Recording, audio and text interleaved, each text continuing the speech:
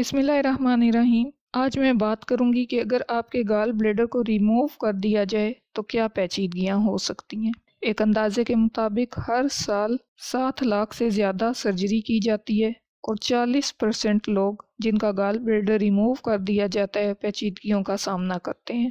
इसके लिए एक तिब्बी इस्तिलाह है जिसे पोस्ट कोलिसिस्टेक्टमी सिंड्रोम कहा जाता है। गाल ब्लैडर रिमूव करने के बाद डाइजेस्टिव इश्यूज आते हैं, मेंटल इश्यूज, साइकोलॉजिकल इश्यूज आते हैं, एग्रेसिवनेस आती है। तो डिफरेंट लोगों में डिफरेंट अलामात देखने को मिलती हैं। किसी में कोई अलामत प्रोमिनेंट होती है और किसी में कोई, इसलिए इसको पोस्ट कोलिसिस्टेक्टमी सिंड्रोम का नाम दिया जाता है। लीवर में बाइल बनती है जो एक ट्यूब या डक्ट के जरिए गाल ब्लैडर में आती है, इसमें स्टोर होती है। जब आप खाना खाते हैं तो ज़रूरत के मुताबिक बाइल छोटी आंत में एंटर होती है। आपकी खुराक मुख्तलिफ औकात में मुख्तलिफ किस्म की होती है, जिसे हजम करने के लिए कभी कम तो कभी ज़्यादा बाइल चाहिए, तो ये स्टोर शुदा बाइल इस्तेमाल होती है। लीवर पर एकदम से बोझ नहीं पड़ता। अब अगर आप गाल ब्लैडर कुर्बान कर चुके तो स्टोर हाउस खत्म हो गया। जब भी आप खाना खाएंगे लीवर को बाइल बनानी पड़ेगी। बॉडी में इसकी मिकदार रेगुलेट नहीं होगी, जिसकी वजह से हाजमे की खराबी के मसाइल अक्सर रहेंगे। अगर आपके पास बाइल की कमी है आपको मुश्किल पेश आएगी। जो फैट्स वाला खाना है, फैटी फूड है, उसको हजम करना मुश्किल होगा। नंबर 1, आप बदहजमी का तजुर्बा करेंगे, अफारा, गैस। नंबर 2, कब्ज होगी। बाइल के अफाल में से, बाइल के फंक्शंस में से एक फैट्स को डाइजेस्ट करके बड़ी आंत को चिकना करने में मदद करना है।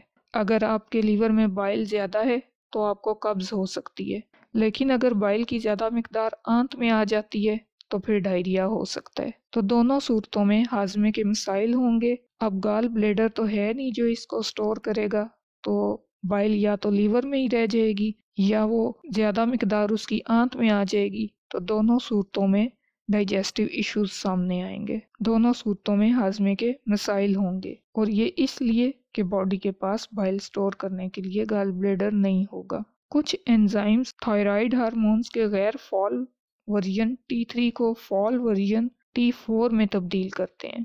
बाइल इस तब्दीली को मुतहरिक करती है, तो बगैर काफ़ी बाइल के ये आपके जिस्म में हाइपोथायराइड जैसी अलामात पैदा कर सकता है, हाइपोथायराइडिज्म हो सकता है। इसी तरह इंसुलिन जब रेगुलेट नहीं होगी तो डायबिटीज़ होने का खतरा बढ़ जाएगा। जब बाइल रेगुलेट नहीं होती तो आप दाएं कंधे में शदीद दर्द महसूस कर सकते हैं। जब बाइल को स्टोर हाउस नहीं मिलता तो वो लीवर की तरफ रिवर्स होती है, लीवर की नालियों में रुकावट और दबाव का बाइस बनती है, जिसकी वजह से दर्द और जलन जैसी कैफियत होती है। ये दर्द एसाबी दर्द है, तो ये ऊपर की तरफ उठता है दाएं कंधे में गर्दन तक, और सर दर्द भी हो सकता है। हमारे ग़िज़ा में ऐसे अज्जा पाए जाते हैं जो पानी में हल नहीं होते, ये फैट्स में हल होते हैं। इसकी मिसाल ऐसे है कि आपके हाथों पर चिकनाई लगी हो और आप सादे पानी से हाथ धोएं तो ये आपके हाथों से नहीं उतरेगी, लेकिन अगर पानी के साथ डिटर्जेंट का, सोप वगैरह का इस्तेमाल करें तो ये इसके साथ हल होकर साफ हो जाएगी। बाइल बॉडी में डिटर्जेंट का रोल प्ले करती है।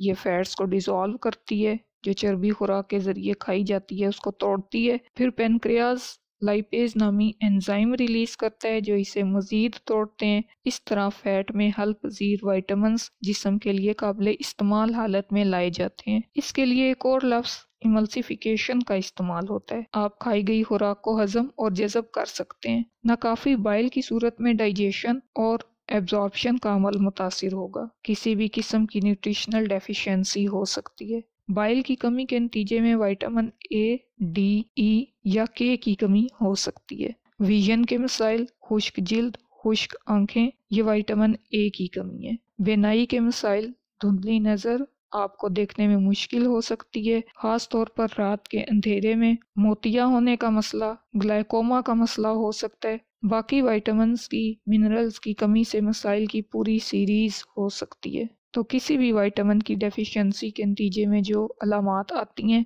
वो अलामात किसी भी विटामिन की डेफिशिएंसी की सूरत में सामने आ सकती हैं। ज़्यादा चांसेस विटामिन A की डेफिशिएंसी के होते हैं, जिसकी अलामात मैंने आपको बताई हैं। लीवर कार्टिसोल भी बनाता है, इसे मुतहरिक करने के लिए बाइल चाहिए। इसकी मिकदार की कमी पेशी की सूरत में मिजाज में, मूड में तब्दीलियाँ आ सकती हैं।